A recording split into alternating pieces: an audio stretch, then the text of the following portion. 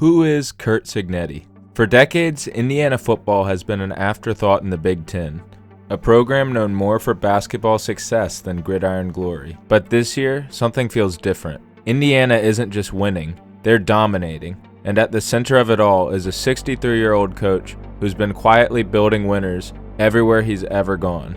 Curt Cignetti himself once said, "I win, Google me."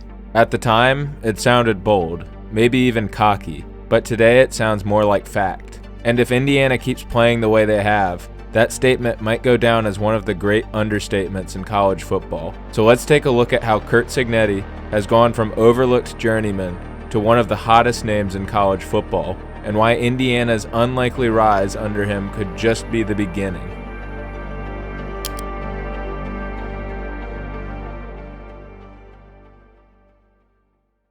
When talking about Signetti, the first thing that jumps off the page is his resume, because wherever he's gone, success has followed. Signetti's early career was built the hard way. He cut his teeth as an assistant at places like Pittsburgh, Davidson, Rice, Temple, and eventually the University of Alabama. At Alabama, he worked directly under Nick Saban, serving as the recruiting coordinator during the Tide's national championship run in 2009.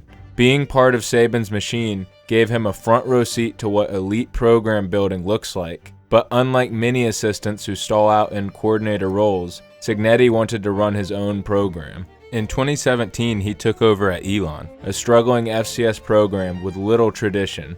Elon hadn't had a winning record the 6 seasons prior to Signetti's arrival, and most of those seasons were in the 2 to 3 win range. In his 2 seasons there, Elon had their first winning record in years, his first season, and followed it up with a second winning record the following year. It was the first glimpse of what would become a pattern. Signetti doesn't just coach football teams, he rebuilds them. From Elon, he moved to James Madison University, one of the premier programs in the FCS. Expectations were sky high, and Signetti didn't just meet them, he exceeded them. Over 5 years at James Madison, he led the team to a 52-9 record, 3 conference championships, an appearance in the FCS National Championship game, and his winning percentage at James Madison, an absurd 85%. When James Madison made the jump to the FBS in 2022, many expected a rocky transition. Instead, Signetti's Dukes went 8-3 in their very first season at the higher level, and followed it up with an 11-2 record the next year. Simply put, he made one of the smoothest FBS transitions in college football history. Everywhere he's been, the story is the same. He inherits a program in need of direction, he builds them into a contender, and he does it faster than anyone expects. But his greatest challenge came when Indiana came calling. This is a program that has long been trapped in Big Ten mediocrity. In the last 30 years, Indiana has had just 3 winning seasons. 3.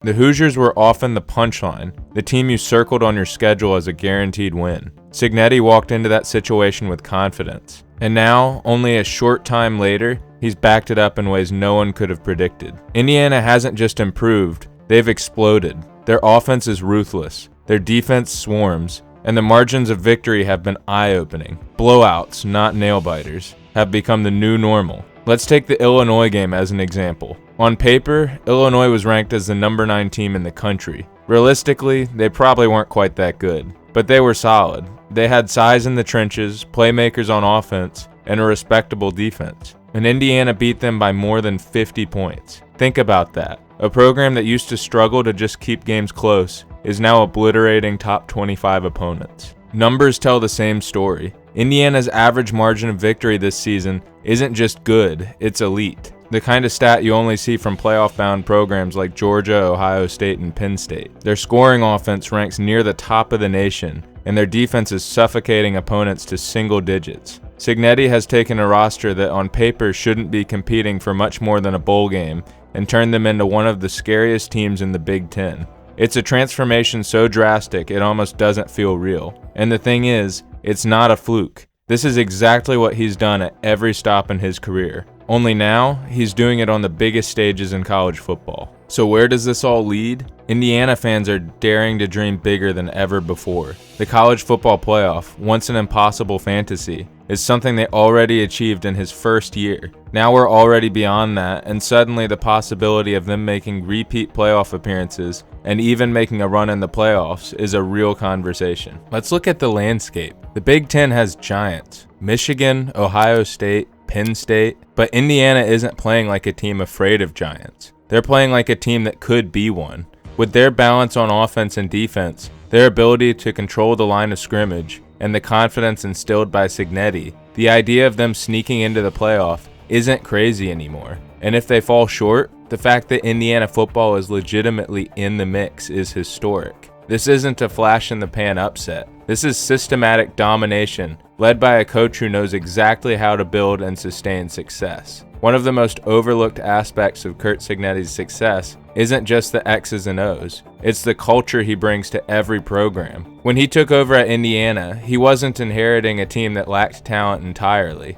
The Hoosiers had athletes, but what they didn't have was belief. For years, Indiana football players had been conditioned to being the laughingstock of the Big Ten, to be satisfied with 5 wins, to shrug when Ohio State or Michigan ran up the score. Signetti shattered that mindset on day one. He walked in with swagger, but it wasn't empty talk. From the first spring practice, he demanded physicality, discipline, and confidence. Players who weren't willing to meet that standard quickly found themselves on the bench or out of the program entirely. What makes him unique is the clarity of his vision. He doesn't waste time trying to be everything to everyone. He installs systems that work, and he expects buy-in.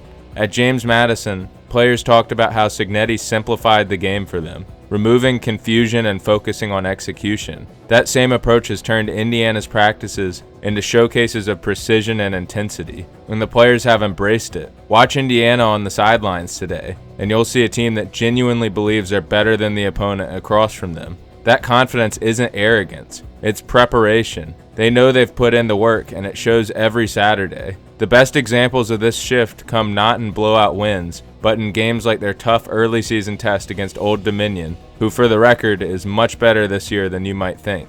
In previous years, that game would have slipped away from them in the second half. Instead, under Signetti, the Hoosiers tightened up, made adjustments, and pulled away. That resilience, that refusal to fold, is the clearest sign that Indiana football is no longer the same program. Curt Cignetti hasn't just brought wins to Bloomington, he's brought belief. Not just any belief, but belief that's justified by preparation. And in college football, belief is often the difference between being average and being elite. Of course, success at this level brings questions about the future. Signetti has never stayed in one place forever. He builds, he wins, and bigger opportunities follow. At 63 years old, he may not be the long-term face of Indiana football, but right now, he's one of the hottest names in coaching. If Indiana keeps this up, you can bet major programs will come calling. Could he be the next man to take over at a blue blood program hungry for stability? Could he become a target in the SEC, where schools will pay top dollar for proven winners? Or maybe, just maybe, he stays in Bloomington, turning Indiana into his final masterpiece, the capstone of a remarkable career. No matter what happens, the fact that Indiana is even in this position is because of Curt Cignetti. Curt Cignetti once said, "I win, Google me." At the time, it was easy to laugh it off. Coaches say confident things all the time. But when you look at his career, the numbers, the dominance, the turnarounds, it's not just a confident statement, it's the truth. From Elon to James Madison to Indiana, Signetti has proven again and again that he knows how to win. And now, on one of the biggest stages in college football, he's proving that he doesn't just belong, he's leading a revolution. Whether Indiana makes the playoffs this year, whether he stays or goes, one thing is certain. Curt Cignetti has changed the trajectory of Indiana football forever. And in a sport defined by legends, maybe it's time we start talking about him as one of the best coaches in the game today. Because sometimes greatness doesn't need to be hyped. Sometimes it just speaks for itself. And right now, Indiana football is speaking loud and clear.